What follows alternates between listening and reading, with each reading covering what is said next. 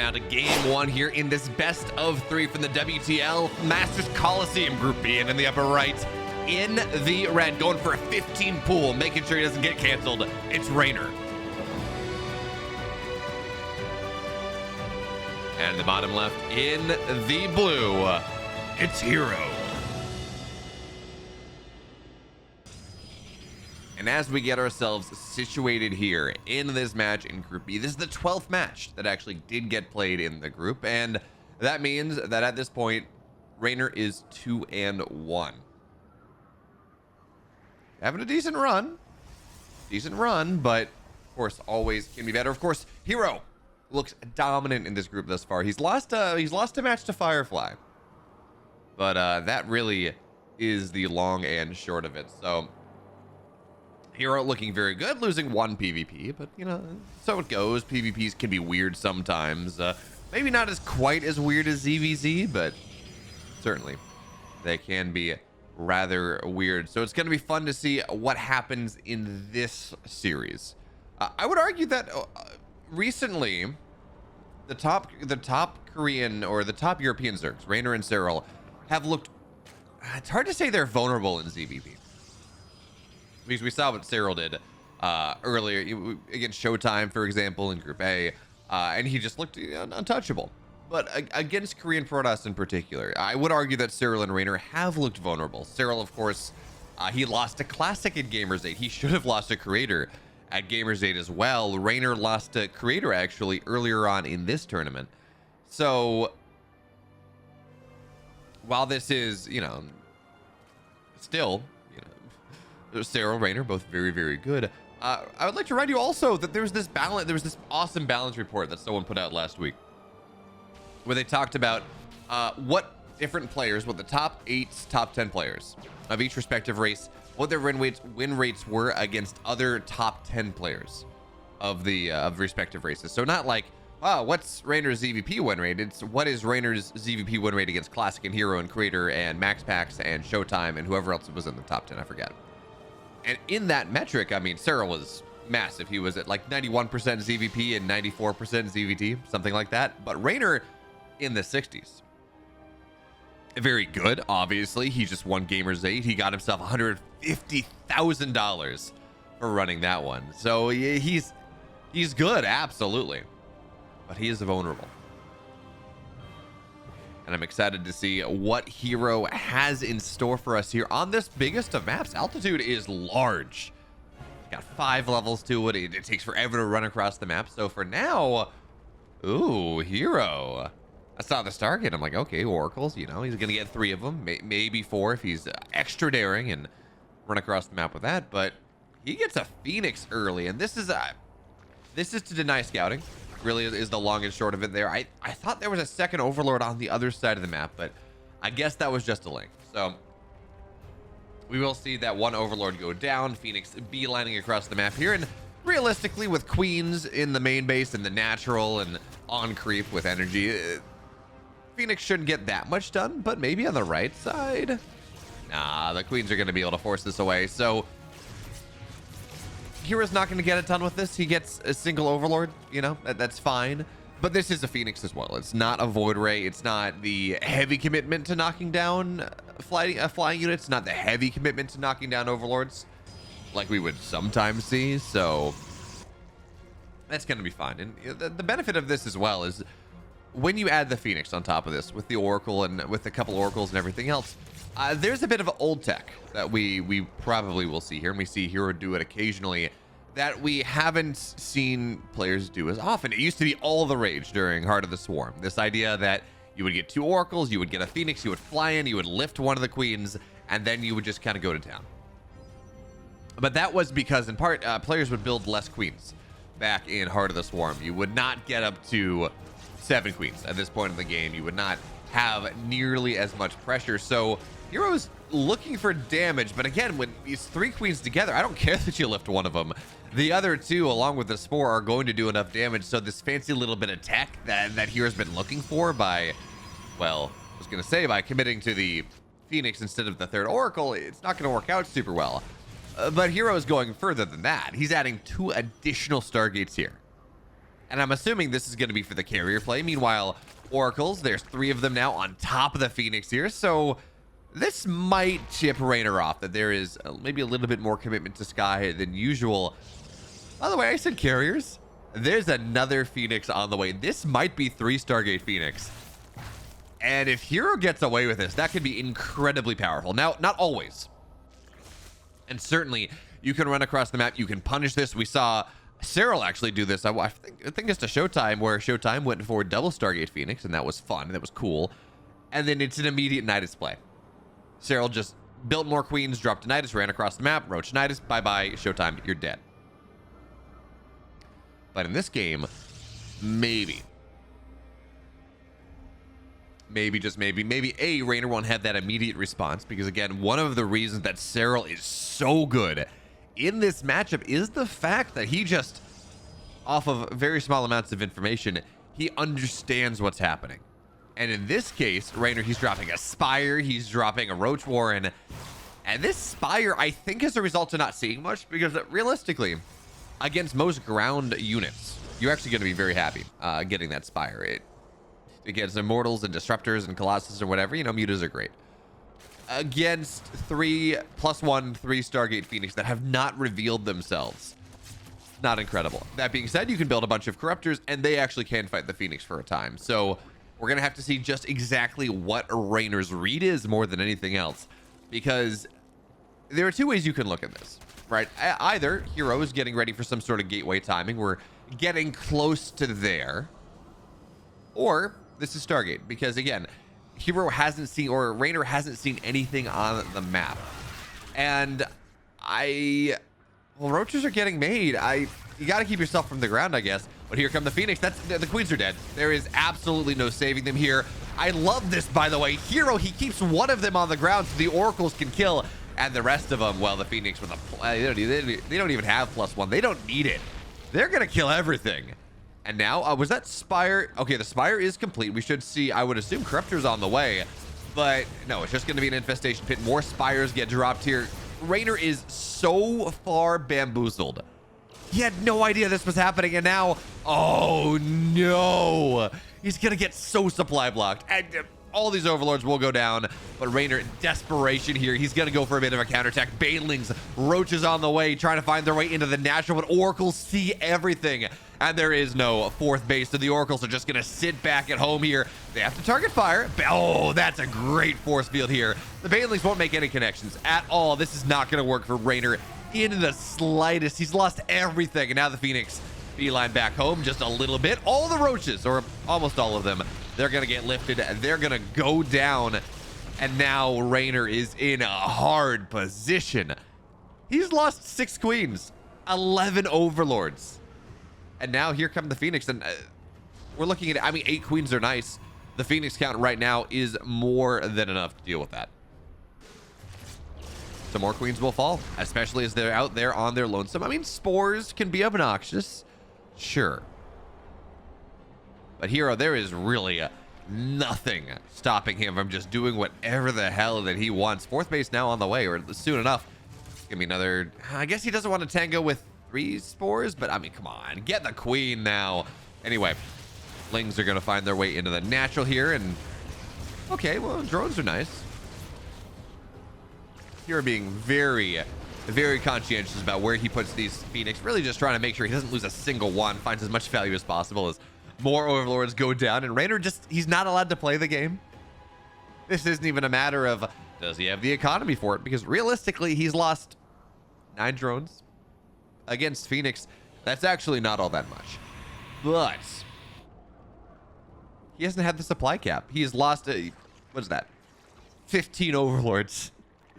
Oh, that does not spark joy whatsoever. And now, well, thinking about it, but Ravager Cocoons may be just a little bit too tanky for this mass Phoenix play. So Phoenix, by the way, now they have Andean Pulse Crystals. They can fire from a good deal longer range, as a Fungal's gonna land. Actually, yeah, Fungal's gonna land here. Damage, chain the 2nd one up here as well. There's the 3rd. And herO's gonna lose a lot of this value. That was 3 or 4 Phoenix going down, and the rest of them taking a lot of damage. Another one falls here, and it's the Scout. Greater Spire on the way. It seems like for the most part, herO has lost a lot, don't get me wrong. And I believe he did lose an infestor on the lift there, but herO wasn't quite quick enough to get them all up. That being said, it seems like for the most part, oh, okay, no, infestors are barely going to stay alive here. Phoenix thinking about diving on top. You got to be careful of the miles, and they're going to land a little bit, but not incredibly well. And now Ravagers are starting to fall. Here comes the ground army as well. Zealots and Archons just moving forward, mowing down. And the Ravagers, every time they retreat, the Phoenix, they pick them up. They say, no, no, no, no, you don't get to retreat. You don't get to run away here. Not at all. So herO's army, it's down 40 army supply, but the effective supply is really up there with +2 in the air weapons, with this Phoenix, with disruptors getting added in. Of course, you do have to continue to be careful. The Phoenix count is not as high as it was. We were at one point as high as 16 Phoenix. Now we're at 9. But it's about the ground army now, as much as it is anything else. The Zealots on the left side are just going to run forward, get damage done on the hatch, get damage done on the Queens there, and that will be a little bit of an assassination as Reynor on the right side tries to get a little bit more, get another base up.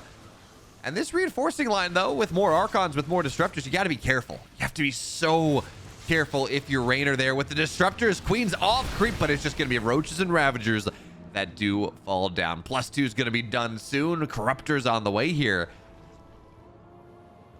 And I feel like I would like to see herO in a trend. Well, he doesn't have to, actually. Like, this ground army can be very powerful, and it's not like it will take him any period of time to really go back into air if he needs it. He already has the Phoenix, which are you know, not an incredible answer to Corruptor Broodlord, but they can do it in a pinch. And then, you know, if he needs Tempest, if he needs carriers later on, he's got 3 Stargates. He's got +2 in air already. He can go back into that and can be happy. So I don't hate herO just committing to ground for just a little bit longer, but Broodlords are on the way. Infestors have Fungal again, but Fungal doesn't stop. Fungal does not stop the Disruptors there, so that's maybe going to be something. Zealots on the right side. Army runs forward, just run away. Disruptor shots aren't going to be incredible as of yet, but that one's going to be juicier. And the Fungals, well, one landed on all the Zealots. That was nice, but more keep running on in.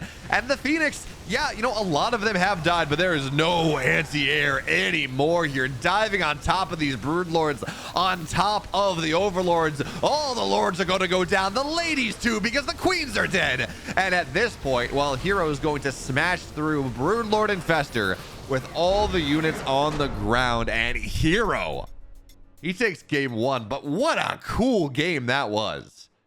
Game 1 goes the way of our Korean Protoss. And now we move into Neo-Humanity. So in the upper left, in the red, he's down a game, losing to 3 Stargate Phoenix. Oh, what a cool build. It's Reynor. And in the bottom right, in the blue, up a game with a wild build. It's herO.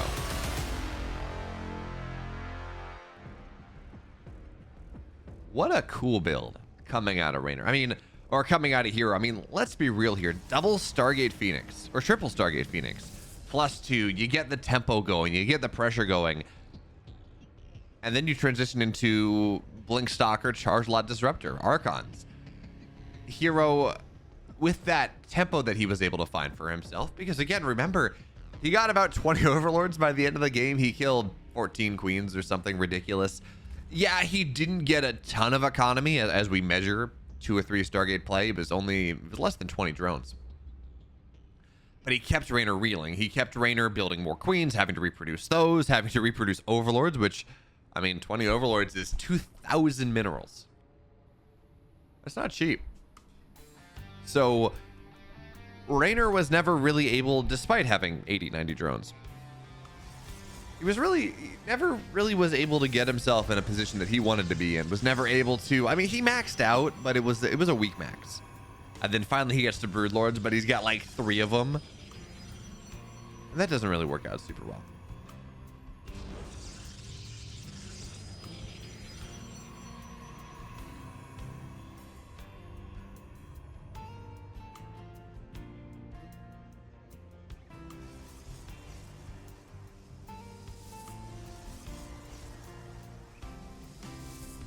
So now we sit here in game number 2.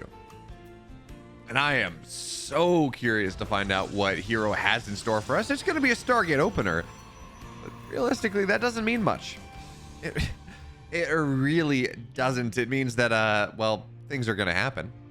It means that we're going to see most likely at least one Oracle get made out of this, but whether this is a triple Stargate Phoenix, unlikely. I mean, you know, humanity is not as big as altitude.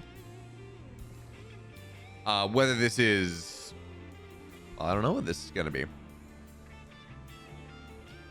Realistically, though, this is probably going to be just your standard herO style, right? You go 3 or 4 oracles, you get into blink behind that +1, get a delayed robo, and go from there.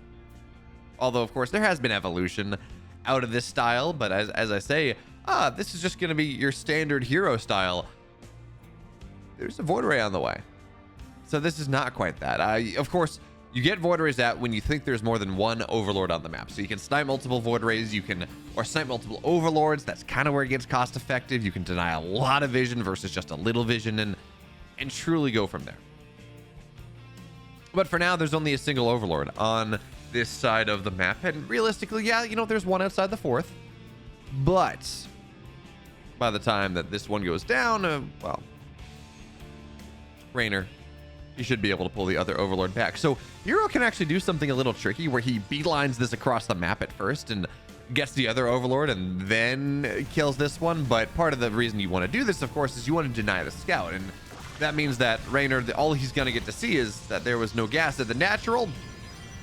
Well, that gets taken the second that the Overlord goes down. So even that is not much of a scout, or it is a hidden scout, I guess, maybe the better way to say that. So Overlord goes down, third base halfway done here for herO. He's got 2 gas at the third, so no super early time. But we kind of knew that anyways, right? With the Void Ray getting popped out.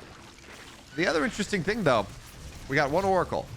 No more on the ways. Now Void Ray gets a Creep Tumor. Very nice. And this, okay, so we got a carrier option this time, it seems like. Fleet Beacon on the way, second Stargate on the way. And this, I think, is going to be the 7-minute-ish to carrier timing. With the Oracle Domain, hey, got a couple workers and vision into the main base as well. By the way, only a single spore in the natural.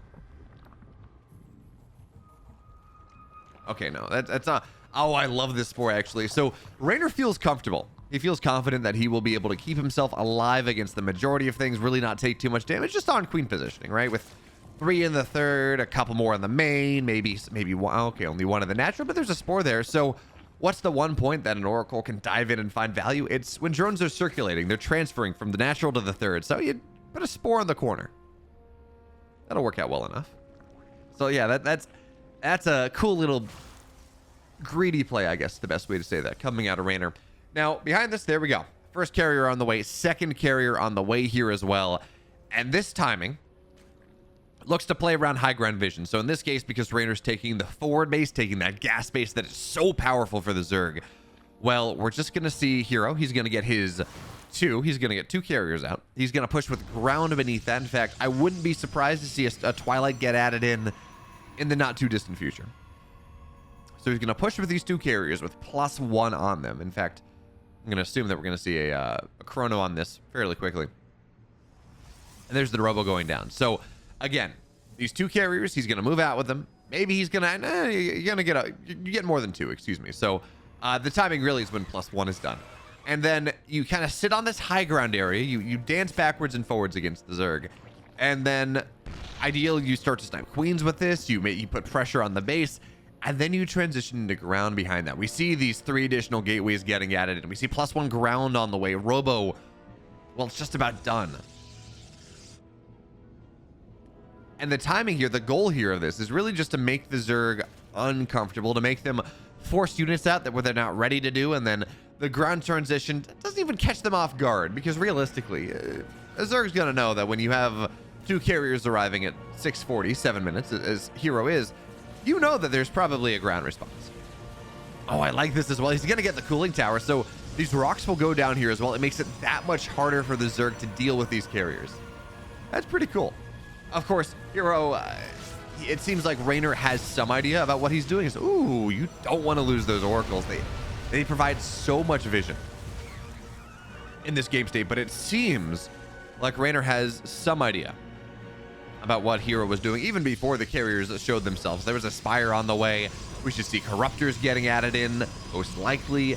And, well, Reynor, again, he just seems well prepared. So 9 Corruptors are on the way. We got 3 carriers here, and, well, actually, herO continues to build them. Plus 1 will be done soon.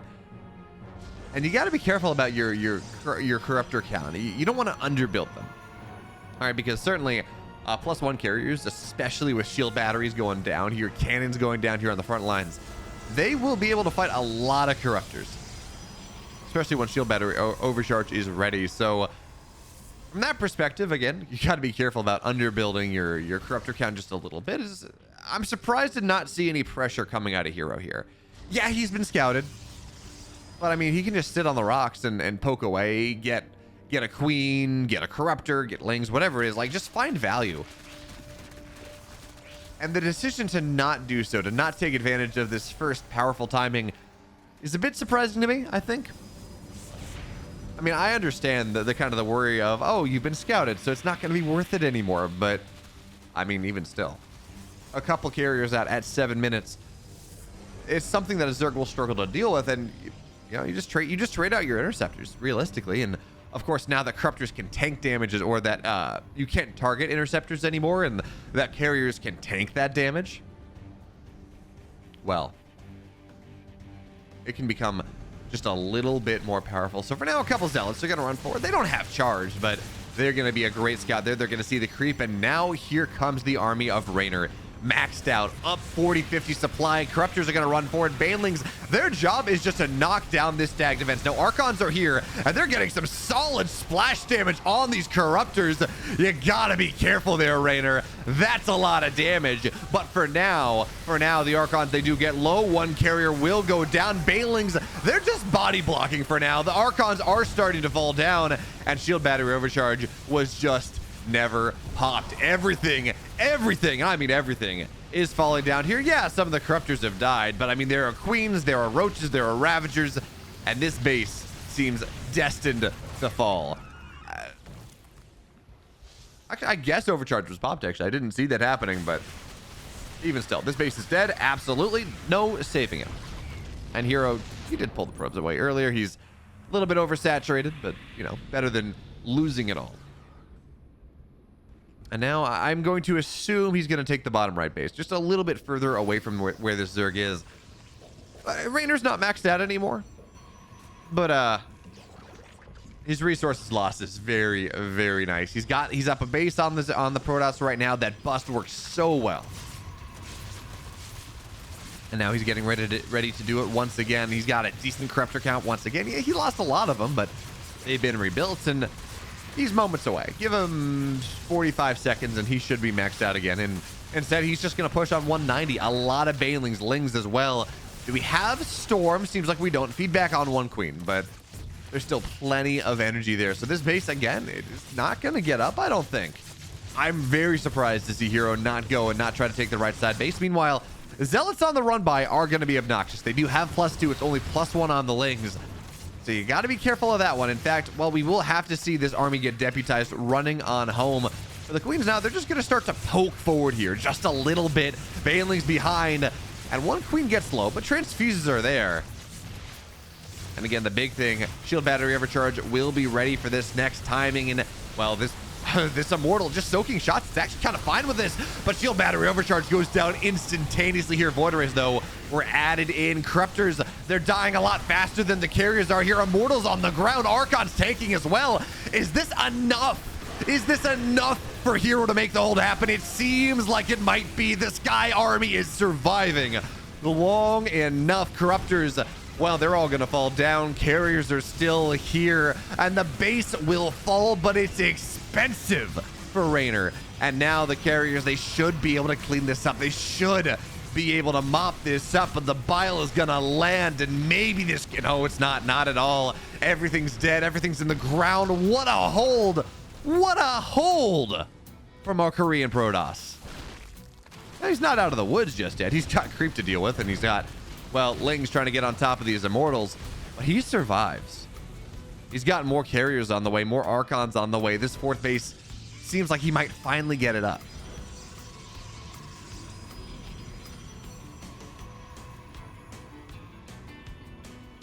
And that in and of itself is a win.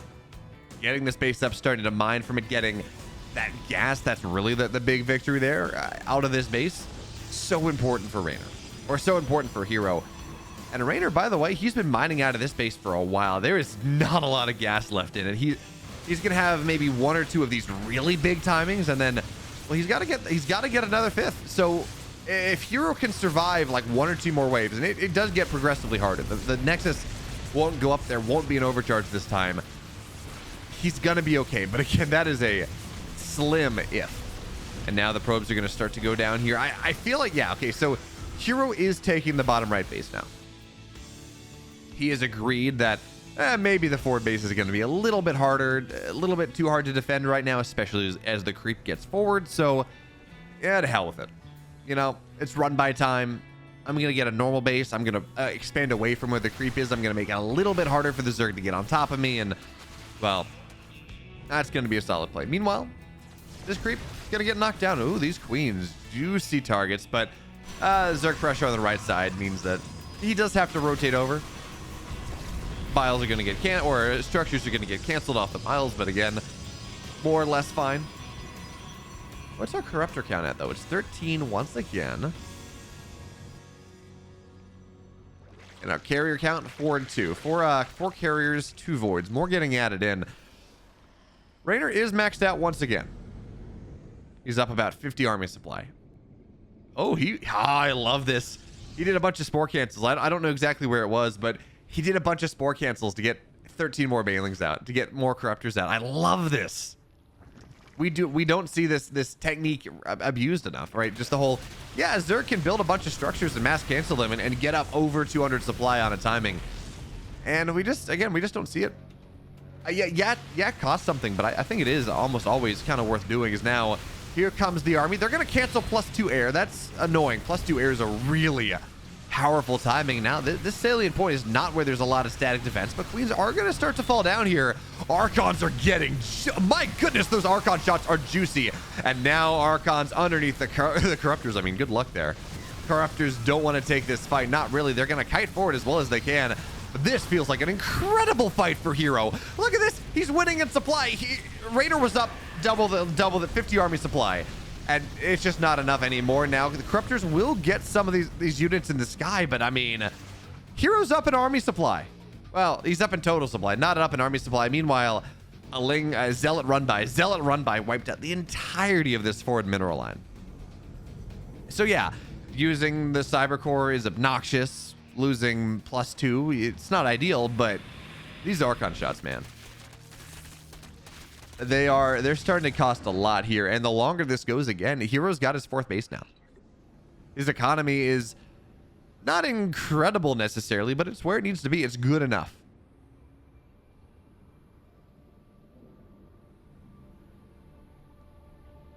In fact, well, hold that thought, because Reynor, he's thinking about it, but in machine learning, right, to go a little nerdy for a second here, this concept of satisficing, which is not, you're not trying to find the optimal solution. You're not trying to find the absolute perfect thing. You're just trying to find something that is good enough. And herO's supply right now, herO's position, his economy right now is satisficing. It's good enough. It's not the absolute best possible thing. He doesn't have Storm. You know, he doesn't have +2 in the air. Storm's on the way now. He's not maxed out, but good enough. He's proven that he can absolutely win fights against what the Zerg has, and that's kind of all you need sometimes. And Reynor, he's had this base for a while now. This is about to be 4 mineral patches, not 8. And, well, oh, okay, well, this does not spark joy. Regardless, whatever term you use, this one is not it. Lings are going to find their way into the main, and they may cancel Storm here. That's a big deal. Storm, well, carriers are going to return, but yeah, this is, maybe. No, yeah, Storm's going to get canceled. Storm gets denied. That's not what you want there. And most importantly, it's going to be the Templar Archives as well. No more Archons. Archons by far the most important component of this army that allows the Corruptors to fight, or allows the Corruptors to not fight. So now we have Infestors on the way, Hive on the way here, and yeah, Templar Archives is going to get rebuilt, but it's going to be a solid 2 minutes. before everything is ready, and the Zealots playing ring around the rosy here on these Lings. They will eventually kill them, but a little bit awkward. So herO, rebuild your wall, man. Like, I know you're a herO, and I know you you love to lose games on walls not being perfect, but drop a cybercore, rebuild your wall, please. As this, there we go. 5th Nexus gets canceled. The herO is just, this base feels too close to the Zerg for herO to take it. Just feels really, really hard. But again, herO is, all of a sudden, herO's maxed out. Unexpected there. But herO is maxed out here. Reynor has been maxed out for a while, but not building that much of a bank. And this is a world where herO takes this fight. Now, you got to be careful of the infestors. That's where life gets scary. Fungals can be really nice.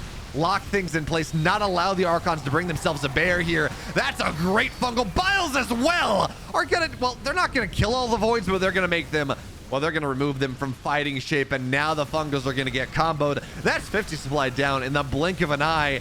And we talked about how herO might have been able to make something happen, might have been able to run forward and find value.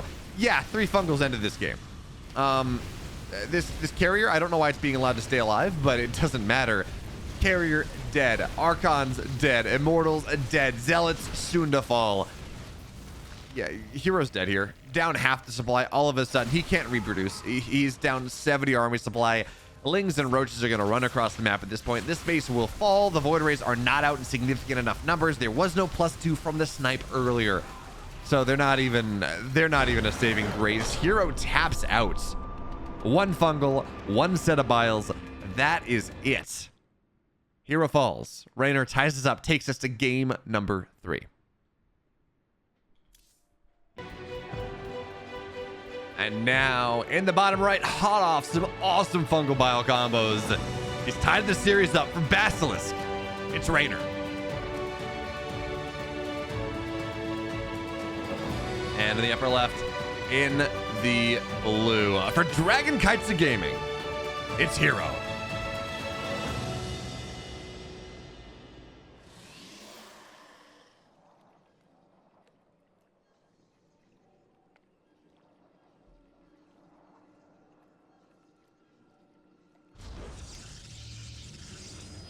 So we've seen 2 builds out of herO, both rather different. We saw the triple Stargate play into Phoenix. We saw the double Stargate play, what should have been a carrier timing, but I think herO is just worried about getting scattered out. So instead, he got the carriers out, but it wasn't much of a timing. And Reynor actually seemed a little bit worried in this game number 3. We saw the drone scout out a little bit. He wanted to know whether he was going to have to take the 3rd, whether he was going to have to take the natural, because again, we did see, we did see that cancel. Not sure what's happening with my camera. But anyway, sorry about that. This time, natural's going to go down. I mean, this is Gressvon. This is, it's not maybe the biggest map in the pool, but it certainly feels like the biggest map in the pool. Well, actually, that's not even fair. It feels like, I guess, we have 3 big maps, right? We have Ancient Cistern, Altitude, and Gressvon. And we get both Altitude and Gressvon in this series, which is a bit surprising, maybe. Zergs do, of course, they love their big maps against Protoss. It means that they can, well, just kind of expand to take the map. Protoss can't kill them, and then you move into late game, and Sky Zerg becomes a problem, and, well, good luck. It's also, when bases are a little bit harder, a little bit more spread out, it becomes hard for a little bit harder for the Protoss to go and, like, defend their 4th base, defend their 5th against +2, +3 adrenal type opening. So Ling's now gonna find their way in here, and well, herO just wasn't ready. He didn't have a wall. So yeah, it looks like 2 of the 3 of the Lings are just gonna run out. They're gonna be okay with that, but 2 Lings into the main are annoying. And actually more Lings, well, actually no, that's just the same amount of Lings from earlier. So 6 Lings early, and it seems like now they're just playing ring around the rosy on both sides. So eventually this is going to get dealt with. I mean, Adepts do a fairly good job of tracking Lings down, but for now, it's a pure scout. Reynor's going to know everything that's happening. He's going to occupy some APM out of herO, which in the grand scheme of things, it's just a little APM. These players are good enough. At least they should be. But it can slow you down just a tiny bit, and that is exactly what Reynor is looking for. As the rest of the Lings now, they're going to run across, and by the way, Reynor is aware that this was not a full wall until about right now. So now the Lings are going to arrive, but this wall is only just now completed. The Adept shaded onto the other side. Reynor wanted to confirm that. Ling gets in.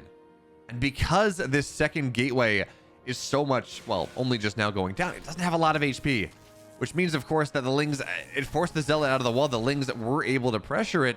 And again, more obnoxious, more pain that herO has to deal with.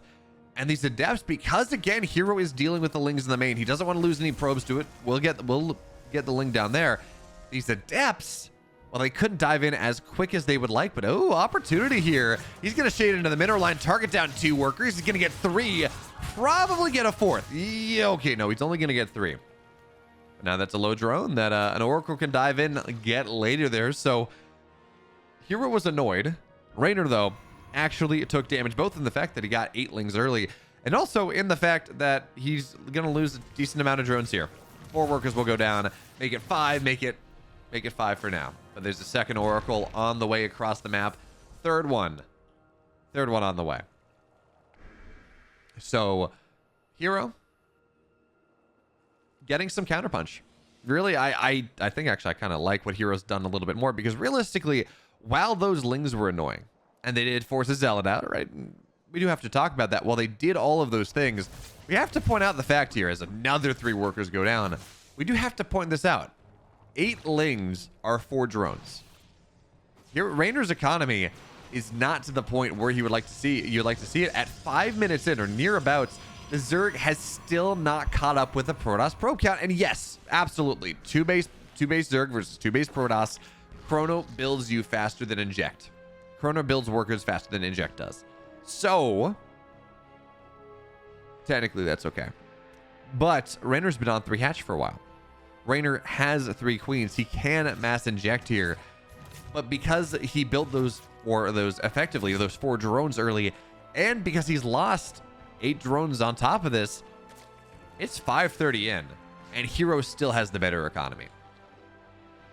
Granted, not necessarily in minerals, right? Because herO is mining out of more gas. He's mining out of 4 gas, getting himself into the mid game. But again, this is just an absolute win. He's going to move in a couple more. Okay, maybe a little bit hanging out there, taking a little bit too much damage. But these Oracles, they're still on yellow health. They are, in the grand scheme of things, they have not taken a lot of damage at all.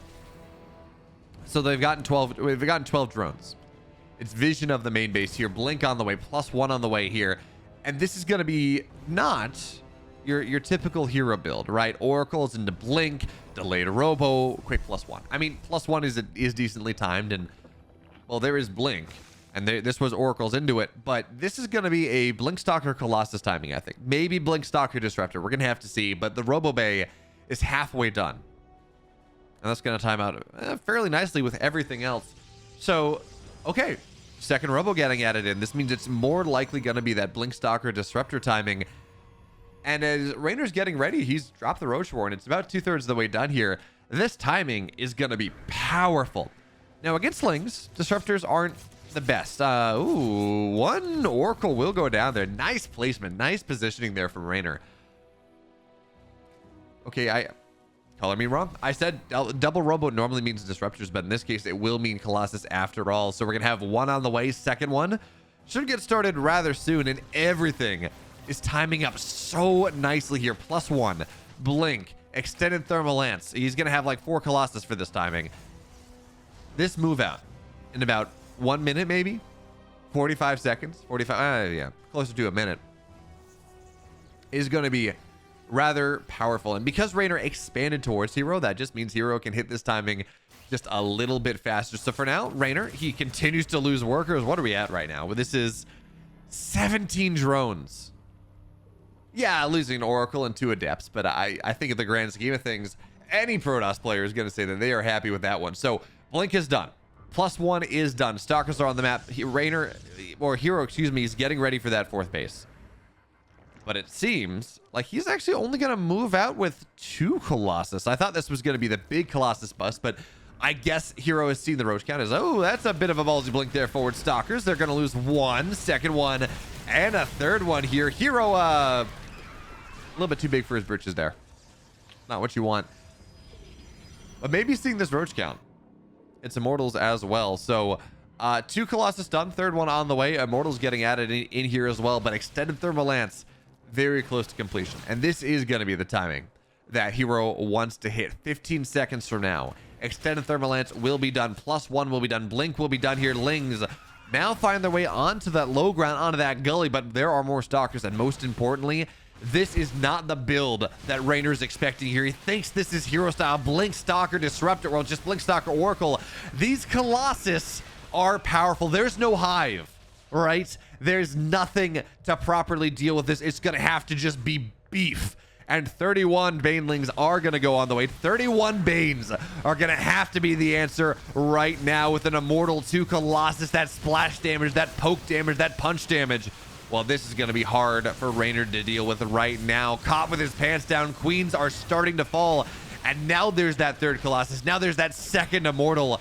Baneling speed's not done. These Banelings will struggle to take an engagement. Now, the one thing we have here, the one saving grace here for Reynor is that there are, in fact, no sentries, no force fields to make this really, really nice. But a sentry, a stasis trap behind, and oracles, well, they're just getting damage done here. The Banelings on the backside getting on top of Colossus as best as they can, but it's not gonna matter here at all. Reynor, his pants are down, dragging along the pavement because he had no idea that this was happening. The Colossus are alive. This third base is dead. And yeah, the stasis will eventually end, but the Colossus should be able to kill the rest of it. Stalkers, in fact, being blinked backwards to kill it off. Banelings as well. There's not enough for immediate effect. 13 drones have died. Colossus still alive here, and Reynor, he falls down. Now looking at a 1-3 scoreline. And man, he is so happy right now that Firefly beat herO. That Firefly's taking maps off of other people, because this is a hard situation. Reynor is, he's back against the ropes here to advance out of Group B. But herO now goes up 3-1. Looking in a pretty solid position to go and just top his entire group here in Group B.